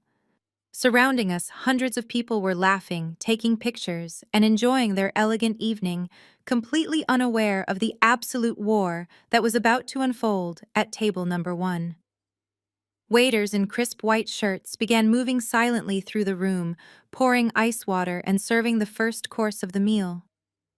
The clinking of heavy silver forks against expensive china echoed through the room. I took a slow sip from my crystal water glass, scanning the faces of the church elders seated at the adjacent tables. These were the men and women who had watched me grow up. They were the same people who had constantly praised Vanessa while completely ignoring my academic and professional achievements. They were the audience my father had specifically chosen to witness my public humiliation. Calvin leaned over and whispered a harsh threat under his breath, telling me that I better sign the paperwork he brought, or he would make sure I was dead to everyone in this room. I just kept my eyes on the stage. Pastor Thomas approached the wooden podium, tapping the microphone to get everyone's attention. The ballroom immediately went quiet. He began his opening prayer, speaking in a booming, charismatic voice about the importance of family unity, respect, and deep forgiveness. I watched my father close his eyes and nod along to the pastor's words, looking like the most devout, holy man in the room. Calvin was mentally preparing for his big performance. He was just waiting for the perfect moment to stand up take the microphone and play the ultimate victim in front of his peers. He truly thought he had me perfectly trapped in a corner with no way out. He had no idea that I was just sitting there patiently waiting for him to hand me the microphone so I could burn his entire fake kingdom to the ground. Pastor Thomas finished his opening prayer to a chorus of amens echoing through the grand ballroom. He smiled warmly and announced that he wanted to invite Deacon Calvin and his wonderful wife Brenda to the stage. He said they wanted to share a special testimony about the trials and triumphs of family love. The congregation clapped politely as my parents stood up from table number 1. Calvin adjusted his expensive tuxedo jacket and placed a supportive hand on my mother's back, guiding her up the short wooden stairs to the elevated stage. I sat perfectly still, taking a slow sip of my ice water. Brenda stepped up to the wooden podium and adjusted the microphone. She looked out over the sea of 500 faces and let out a heavy, trembling sigh. It was a masterclass in theatrical manipulation. She blinked rapidly, forcing genuine-looking tears to well up in her eyes and spill over her meticulously powdered cheeks. The ballroom fell completely silent. Every single person was hanging on to her every breath, waiting to hear what tragedy had struck the beloved deacon and his family. Brenda began to speak in a fragile, broken voice. She told the church that her family was going through a period of unimaginable darkness and spiritual warfare. She sniffled and dabbed her eyes with a white tissue. She said that for 29 years, she and Calvin had poured every ounce of their love and resources into raising 2 beautiful daughters. She talked about how they had always tried to lead by Christian example, teaching their children the values of charity and selflessness. Then she slowly turned her head and pointed a shaking finger directly at me. The spotlight seemed to follow her gesture, illuminating me in my red designer gown. Brenda sobbed into the microphone, telling the entire congregation that I had allowed greed and jealousy to completely corrupt my soul. She claimed that I had secretly created a malicious shell company to manipulate the legal system and steal the deed to the family home. She wailed loudly, saying that I had tricked my aging father when he was vulnerable and robbed him of his lifelong legacy. The reaction in the ballroom was instantaneous and visceral. Loud gasps erupted from the tables around me. I could hear older women murmuring prayers of protection and men whispering in absolute shock. Brenda did not stop there. She leaned closer to the microphone and painted a picture of pure cruelty. She told everyone that I was not just satisfied with stealing the property, but that I had officially served them with eviction papers. She cried that I was trying to throw my own parents and my innocent sister Vanessa out onto the cold street just to make a quick profit from a commercial real estate developer. She painted Vanessa as a helpless victim, claiming I had already maliciously repossessed her only mode of transportation out of pure spite. She begged the congregation to pray for my soul because she did not recognize the monster her eldest daughter had become. The public villainization was absolute and devastating. I was no longer a member of their community. In the eyes of the 500 people staring at me, I was a greedy, vindictive traitor who was destroying a holy family. The heavy stares from the surrounding tables felt like physical weights pressing down on my shoulders. People I had known since Sunday school were glaring at me with open disgust. A few women at the next table actually shifted their chairs to face away from me, as if my presence was a contagious disease. My mother stepped back from the podium, burying her face in Calvin's shoulder, while he wrapped his arms around her, playing the role of the stoic, heartbroken patriarch. It was exactly the kind of public guilt trip Calvin had designed to completely break my spirit. That was when Trent decided to make his move. He saw the crowd turning against me and felt a sudden surge of unearned confidence. He stood up from table number 1 and walked around to my side of the table. He stood directly behind my chair, looming over me to use his physical size as a weapon of intimidation. He grabbed a wireless microphone from the center of the table and turned it on. His voice echoed through the massive speakers, amplifying his condescending tone. Trent told the congregation that as the man of the house, he had tried everything to reason with me privately. He lied through his teeth, saying he had offered to pay me whatever money I thought I was owed, just to keep the family together. He looked down at me, his face tight with anger, and lectured me about Christian charity. He used words like forgiveness duty and moral obligation. He said that a true Christian would never prioritize a real estate payout over the safety and security of their own flesh and blood. He reached inside his dark fleece vest and pulled out a folded legal document. It was the quitclaim deed Calvin had his lawyer draft earlier that week. Trent slapped the heavy paper down onto the white tablecloth right next to my dinner plate. He placed a silver pen on top of it. He leaned down so his face was only inches from mine. His breath smelled like stale coffee and pure panic. He told me through gritted teeth that I had one chance to make things right in the eyes of God and the community. He ordered me to sign the deed and transfer the house back to my father immediately. The entire ballroom held its collective breath. 500 pairs of eyes were locked onto me, waiting to see if I would crumble under the immense pressure. They fully expected me to burst into tears, pick up the pen and sign my $2 million asset away, just to escape the unbearable public shame. Calvin and Brenda stood on the stage looking down at me with victorious smirks hidden beneath their sorrowful expressions. Vanessa was actually smiling now, assuming the battle was already won. Trent stood over my shoulder, breathing heavily, waiting for me to surrender. I looked down at the legal document resting on the pristine white tablecloth. I looked at the silver pen. Then I slowly lifted my head and looked around the massive ballroom. I saw the judgment, the disgust, and the absolute certainty in their faces. They truly believed the false narrative my parents had spun. They thought they had successfully backed me into a corner where my only option was total submission. I felt a slow, calm smile spread across my face. I did not reach for the pen. Instead, I reached into my small, elegant clutch and wrapped my fingers around the silver flash drive. The time for sitting quietly and protecting their fragile pride was officially over. I stood up slowly from my chair, pushing it back against the thick carpet.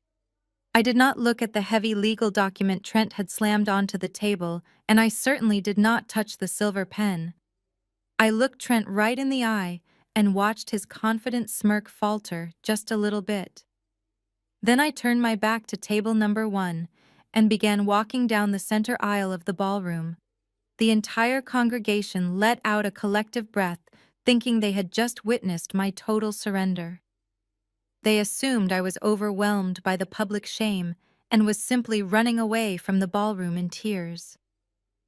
I could hear my mother Brenda letting out a loud theatrical sigh of relief into her microphone. She probably thought she had won the ultimate victory and that I would be waiting in the lobby to beg for her forgiveness. But I did not walk toward the heavy wooden exit doors. Instead, I walked purposefully toward the back corner of the grand ballroom where the audio and visual control booth was set up. The young technician sitting behind the massive soundboard looked up at me in confusion as I approached. He was wearing a headset and preparing the backing tracks for the church choir performance scheduled for later in the evening. I did not ask for his permission. I reached over his soundboard and pulled the main display cable right out of his laptop.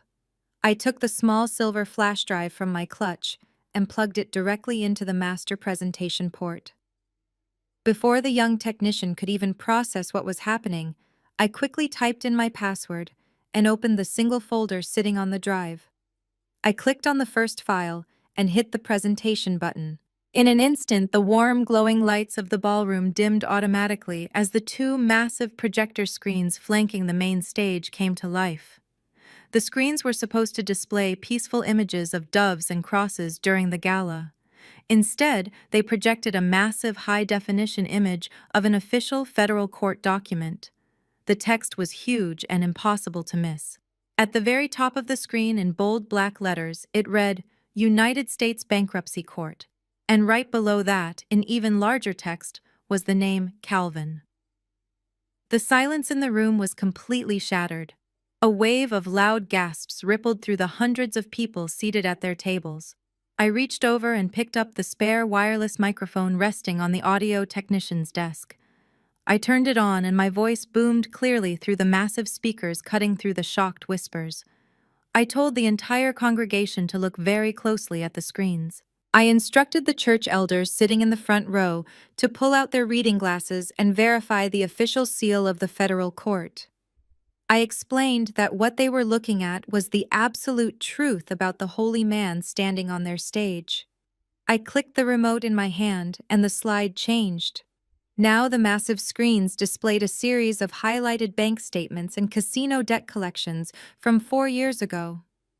The numbers were absolutely staggering. I spoke slowly and clearly, making sure every single syllable echoed perfectly across the quiet room.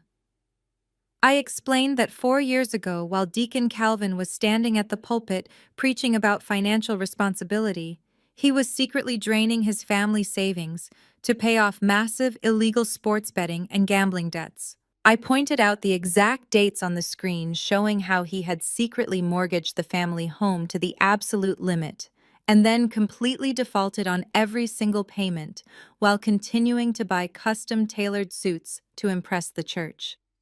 I looked toward the stage and watched my father's entire world collapse in real time. Calvin was gripping the edges of the wooden podium so hard his arms were shaking visibly. The proud, wealthy patriarch image he had meticulously crafted for decades was disintegrating right in front of his eyes. He opened his mouth to speak to offer some sort of charismatic excuse, but no words came out. The microphone just picked up his heavy, panicked breathing. Brenda was standing right behind him, staring up at the massive projection screens in absolute horror. The fake tears on her face had completely dried up, replaced by genuine, unadulterated terror. She had spent the last 4 years telling everyone who would listen that her husband was a brilliant financial provider, and now the entire church was looking at undeniable proof that he had nearly left them homeless. I clicked to the next slide. It displayed the official foreclosure notice from the primary lender, complete with the scheduled county auction date from 4 years ago. I spoke into the microphone, my voice echoing with steady, cold authority. I told the congregation that my parents did not lose their home because of a simple misunderstanding or a bad business deal. They lost it because Calvin was a reckless addict who lied to everyone he loved just to maintain an illusion of wealth. I explained that the only reason they did not end up on the street 4 years ago was because the daughter they so openly despised secretly emptied her own savings account to bail them out. I put the final document of the sequence on the screen. It was the original purchase agreement from Apex Holdings, showing the exact dollar amount I had paid in cash to stop the bank auction. I highlighted the date, proving that the shell company my mother had just cried about was actually the very thing that kept a roof over her head. I told the hundreds of people staring at me that I had allowed my parents to live in my house completely rent-free for 4 years, so they could maintain their precious status in this community. I said I had protected their fragile pride and carried their heavy financial burdens while they treated me like I was a complete failure. The reaction from the church community was absolutely devastating for my family. The very same deacons who had been nodding along with Calvin's prayer just minutes earlier were now staring at him with open disgust and shaking their heads. The older women who had been whispering about my lack of respect were now covering their mouths in shock, realizing they had been utterly deceived by Brenda and her fake pearl-wearing persona. Vanessa was sitting at table number 1 looking completely confused and embarrassed as people at the neighboring tables turned to stare at her. Trent was frozen in his chair, sweating through his shirt, realizing that the public destruction of his wealthy father-in-law meant his own financial ruin was totally guaranteed. The entire foundation of their social standing was completely obliterated in a matter of minutes. They were no longer the wealthy, respectable pillars of the church community. They were exposed as massive frauds who relied entirely on the silent charity of the daughter they had just tried to publicly destroy. I stood at the back of the room, holding the microphone and watching the glorious destruction of their carefully built lies, knowing I was only just getting started. I clicked the presentation remote one more time, and the massive screens above the stage shifted to a new set of documents. The congregation leaned in closer, trying to make sense of the glowing text messages and digital screenshots now displayed in front of them. I spoke into the microphone, my voice completely devoid of any sympathy. I told the crowd that the man they all knew as a brilliant financial investor was actually nothing more than a desperate scam artist. I pointed directly at Trent, who was now physically shrinking into his chair at table number 1, trying to hide his face from the hundreds of staring eyes. I explained that the text messages on the screen were downloaded directly from Trent's secret burner phone. I read the messages out loud, making sure everyone in the room heard the pathetic, desperate tone he used when begging his loan sharks for more time. I exposed the fact that his supposed cryptocurrency startup had never generated a single dollar of revenue, and that he had actively borrowed $50,000 from violent criminals to fund his fake wealthy lifestyle. The whispers in the ballroom turned into loud gasps of horror. Older members of the congregation clutched their chests, realizing they had allowed a dangerous con man into their sacred community. I did not stop there. I directed everyone's attention to the specific text messages Trent sent just yesterday afternoon. I read the exact words he typed where he promised his loan sharks that he was manipulating his foolish father-in-law into taking out a massive home equity loan against a fully paid-off property. I explained Trent's master plan to the entire room. I told them he intended to use my parents' house as collateral to steal $300,000 from the bank, pay off his illegal debts, and leave my family to face a second devastating foreclosure while he walked away clean. My father, Calvin, turned his head so fast I thought his neck would snap. He stared at Trent with a look of pure homicidal betrayal. The white savior son-in-law, he had practically worshipped the man he had chosen over his own flesh and blood, had been planning to destroy him entirely. Calvin realized that Trent did not respect him at all and only saw him as a gullible target. Vanessa finally dropped her phone onto the table, her jaw hanging open in absolute shock. The reality that her husband was not a millionaire, but a massive liability who had put their physical safety in danger finally shattered her delusional little world. She looked at Trent, waiting for him to deny it, but he just kept staring at his shoes, dripping with cold sweat. The destruction of their fake reality was beautiful to watch, but I had one final devastating piece of evidence to present. I clicked the remote for the last time. The projector screens flashed, and a single crisp document appeared. It was an official banking wire transfer receipt. The amount printed in heavy black ink across the center of the screen was impossible to misread. $2.7 million. The entire ballroom went completely silent again. Even the breathing in the room seemed to stop. The number was so large, it simply did not compute for people who had spent the last hour judging me as a bitter, unemployed failure. I took a deep breath and let my voice carry through the silent room, echoing off the high ceilings and crystal chandeliers. I looked directly at my mother, who was still standing frozen on the stage. I told her I did not serve her with eviction papers because I was feeling petty or vindictive. I said I was not kicking them out just to punish them for their cruelty, although they certainly deserved it. I explained that I was simply conducting a highly profitable business transaction. I told the congregation that the large plot of land my parents were living on had been rezoned for commercial use earlier this year. I announced that I had officially sold the entire property to a luxury commercial real estate developer, and the $2.7 million payment had cleared my corporate bank account just this morning. I looked at my father, Calvin, who was now gripping his chest as if he was having an actual heart attack. I told him that the house he loved so much, the brick colonial he used to make himself feel superior to everyone else, no longer belonged to our family. I said the developer had already secured the demolition permits from the city. I spoke slowly, letting the finality of my words sink into his arrogant mind. I told him the bulldozers were scheduled to arrive on the 1st of next month, and they would reduce his precious legacy to a pile of dust and rubble.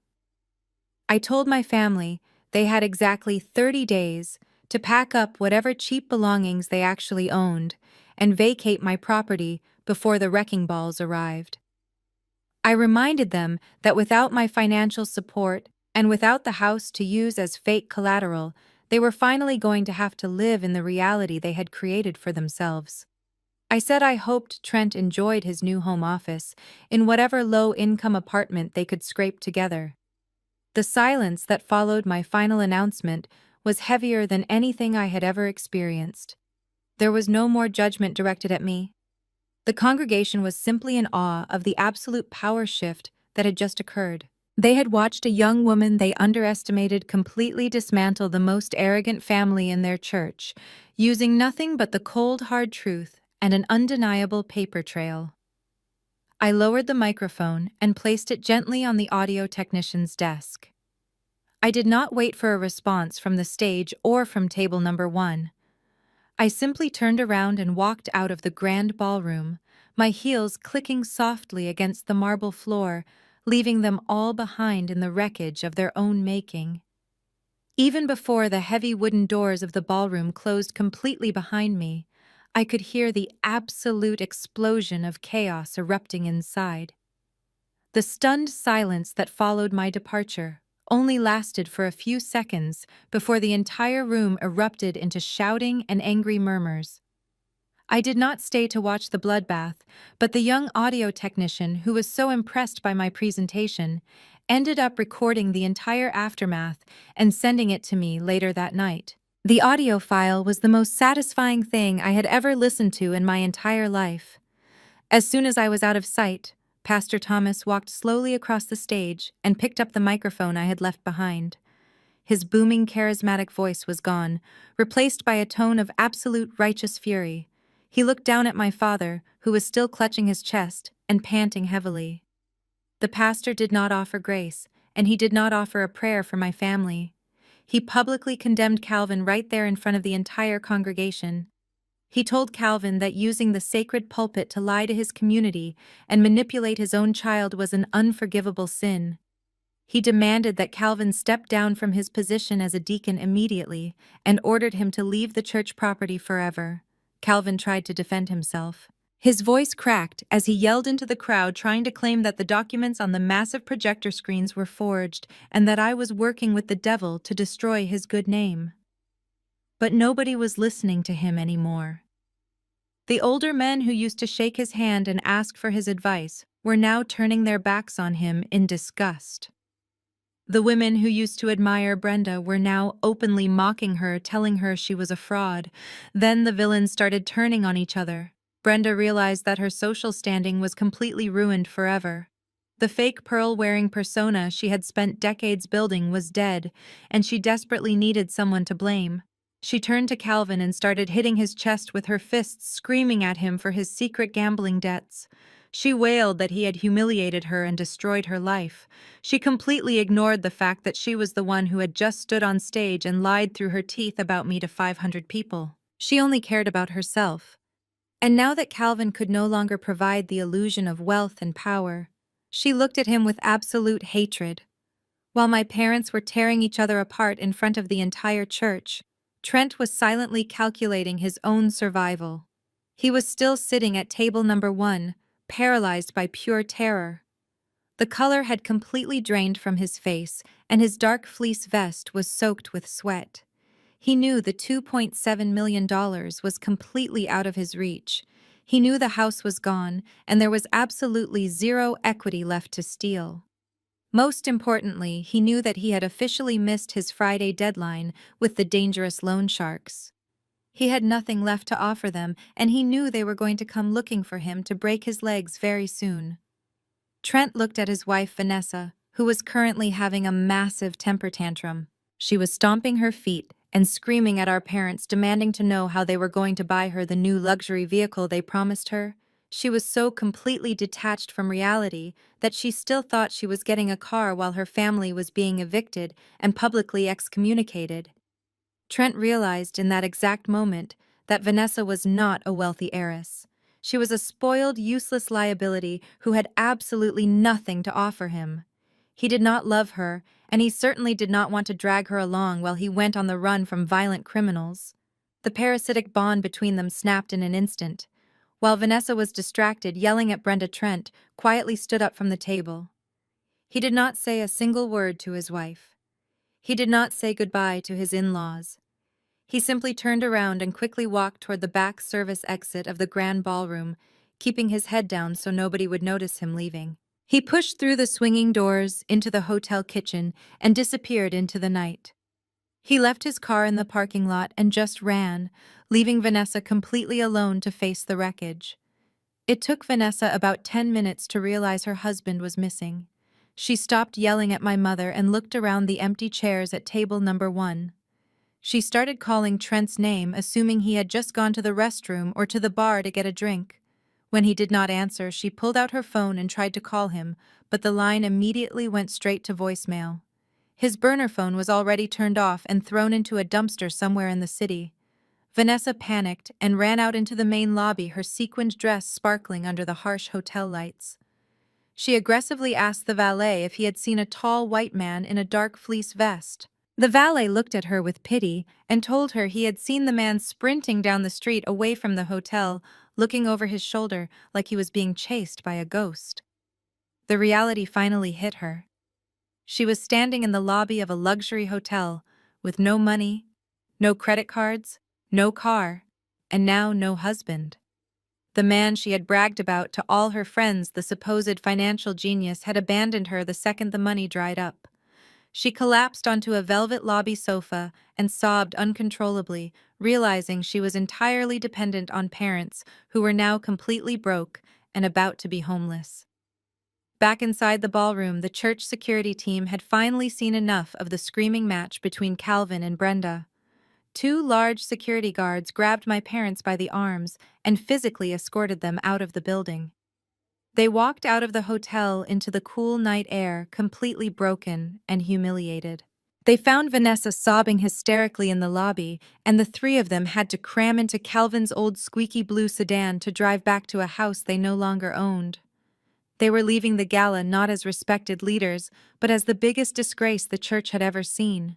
Their entire world had collapsed in less than an hour, and there was absolutely nothing they could do to stop it. They were finally reaping exactly what they had sown. The 30-day deadline arrived exactly as promised. It was a hot, humid Tuesday morning, and the sprawling brick colonial house looked completely different. There were no expensive cars parked in the driveway. The white Range Rover was long gone, and the old blue sedan had been sold to a scrapyard just to pay for moving expenses. Instead, a rusted yellow rental truck sat idling on the concrete, leaking a small puddle of dark oil onto the pristine driveway.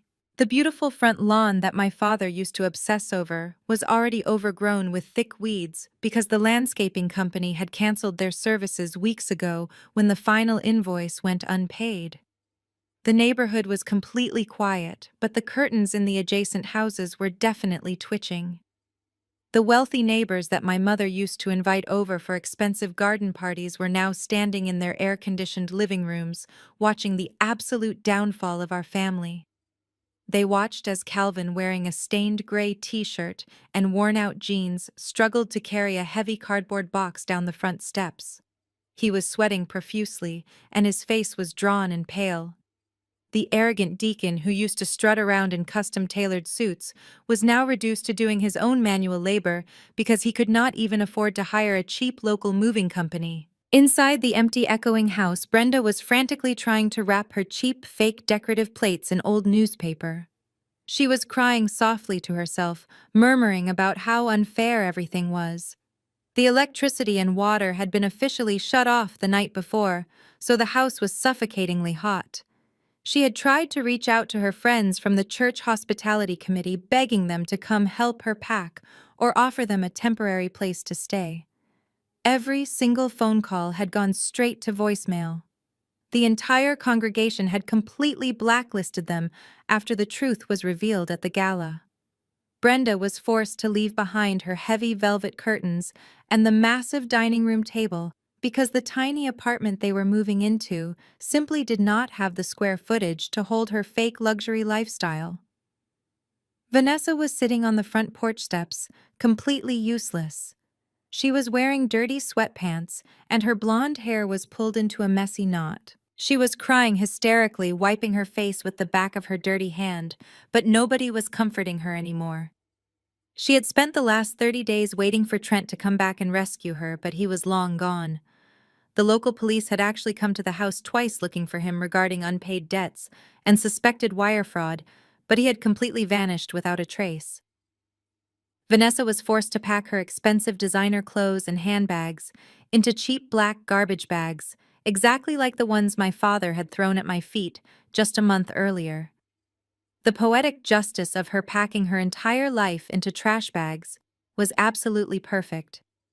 The reality of their new living situation was crushing them all. They had searched the entire city for a decent place to live, but with Calvin's ruined credit history and zero proof of steady income, their options were incredibly limited. They were forced to sign a month-to-month lease for a cramped two-bedroom apartment in a rundown complex on the far outskirts of the city. The building was known for having stained carpets, flickering hallway lights, and a massive pest control problem. Calvin and Brenda would have to share one small bedroom while Vanessa, the former golden child who demanded a luxury SUV, would have to sleep on a cheap mattress on the floor of the second bedroom. They would have to share a single tiny bathroom and park their rusty rental truck on the street. As Calvin loaded the last black garbage bag into the back of the rented truck, the finality of the situation finally broke him. He stood in the empty driveway looking at the house he had falsely claimed as his legacy for years. His pride was completely gone, replaced by sheer survival panic and absolute regret. He pulled his cell phone out of his pocket with shaking hands.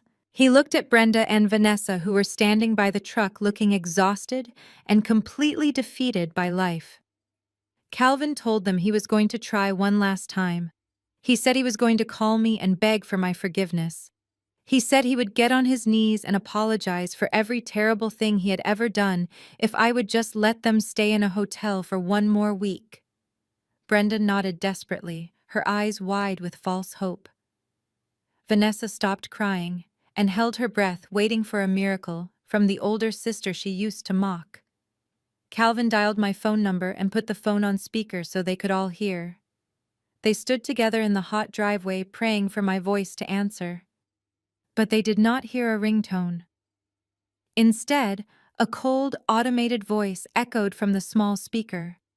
The voice announced that the number they were trying to reach had been disconnected and was no longer in service. Calvin stared at the cracked phone screen in absolute disbelief.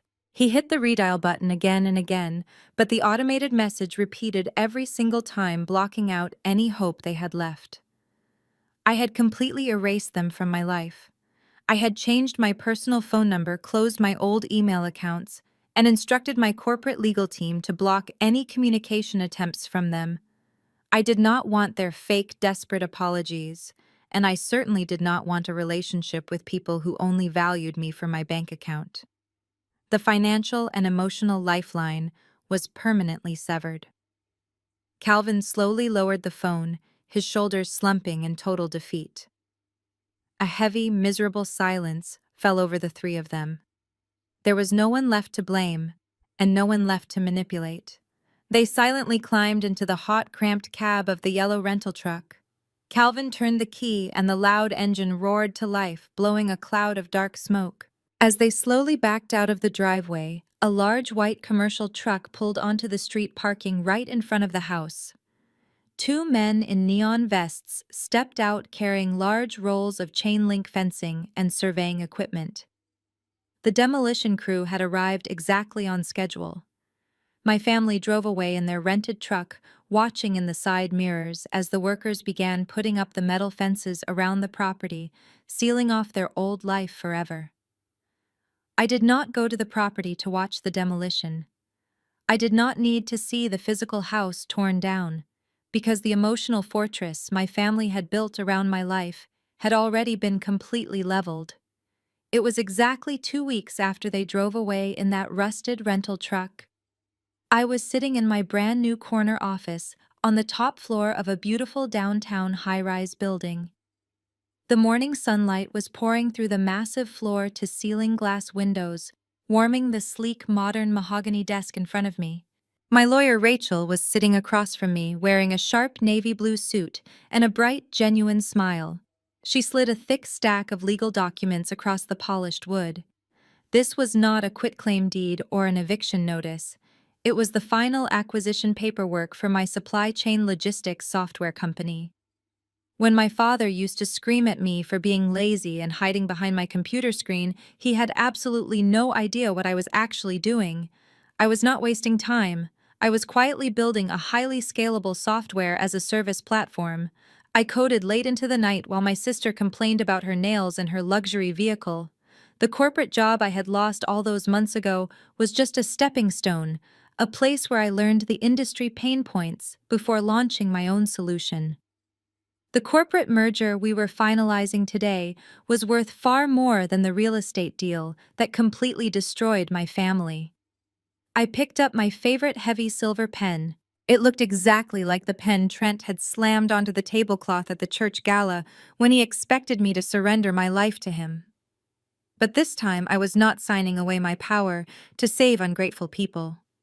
I was signing for my own independent future. I pressed the tip of the pen to the heavy paper and signed my name on the dotted line, officially closing a multi-million-dollar merger that secured my absolute financial freedom for the rest of my life. Rachel congratulated me warmly, packing the signed documents into her leather briefcase and left the office to file the final paperwork. I stood up from my leather chair and walked over to the massive glass windows, looking down at the busy city streets far below. The cars looked like tiny toys moving through the concrete canyons. I took a deep breath of the quiet air-conditioned air. For the first time in my 29 years of life, my shoulders did not ache with the heavy, suffocating burden of carrying parasitic people. I thought about the dark generational trauma that had poisoned my family tree for decades. My parents firmly believed that because they gave me life, I owed them my unconditional financial servitude. They believed that family meant protecting the golden child at the absolute expense of the scapegoat. They demanded blind loyalty, but offered absolutely none in return. I thought about Vanessa waking up this morning on a cheap mattress on the floor of a roach-infested apartment, complaining about the stifling heat because they could not afford to pay the electric bill. I thought about my father Calvin sitting in a cramped living room, stripped of his prestigious deacon title, and his fake wealth, forced to confront the harsh reality of his own massive failures. I thought about my mother Brenda, realizing that her superficial church friends never actually cared about her personality. They only cared about the large house I had secretly bought for her. The gossip mill had completely chewed them up and spit them out. And as for Trent, the rumors said he was currently working the night shift at a fast food drive-through 2 towns over, constantly looking over his shoulder, terrified that the men he owed money to would finally track him down. They had demanded absolutely everything from me, and in the end, they were left with nothing but their own miserable company. I realized, standing there in the sunlight, that my ultimate success did not come from simply working harder or making better investments. My true success only arrived the very moment I stopped trying to purchase the love of people who were completely incapable of loving me. I had spent my entire adult life building a beautiful, comfortable safety net for a family that would gladly push me off a cliff just to see if the net worked. Cutting them off was not an act of petty revenge, it was an act of pure, necessary survival. The day my father threw me out of my own house with black garbage bags was the exact day he set me completely free. He thought he was discarding a failure, but he was actually unleashing a powerhouse. I turned away from the bright window and walked back to my desk, ready to start the next beautiful chapter of my life entirely on my own terms.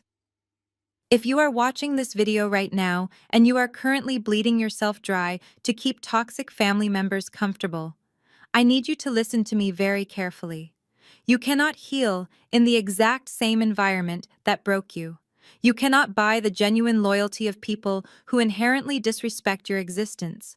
Sharing the same bloodline does not give anyone the right to treat you like a human bank account or an emotional punching bag.